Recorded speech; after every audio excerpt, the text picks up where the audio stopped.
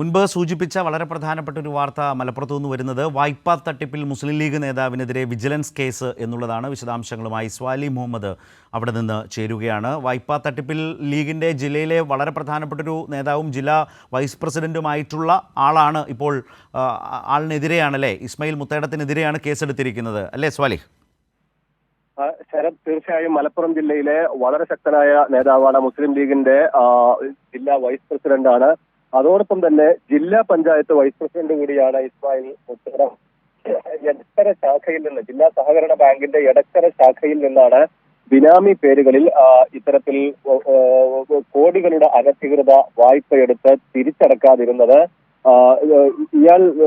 ഇയാളുടെ ഭാര്യ റംലത്ത്, മകൻ ആസിഫ് അലി, ബാങ്ക് ശാഖ മുൻ മാനേജർ തോമസ് കുട്ടി, ഡെപ്യൂട്ടി ജനറൽ മാനേജർ ആയിരുന്ന മുസ്തഫ കമാൽ അഫ്സൽ തുടങ്ങി 6 പേർക്കെതിരെയാണ് നിലവിൽ വിജിലൻസ് കേസ് രജിസ്റ്റർ ചെയ്തിരിക്കുന്നത്.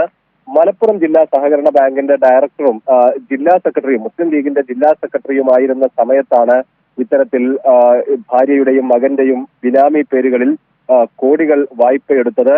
ഇതിൽ 1.36 കോടി രൂപ 3 വായ്പയിലാണ് ഇപ്പോൾ പ്രാഥമികമായ അന്വേഷണം നടന്നത്.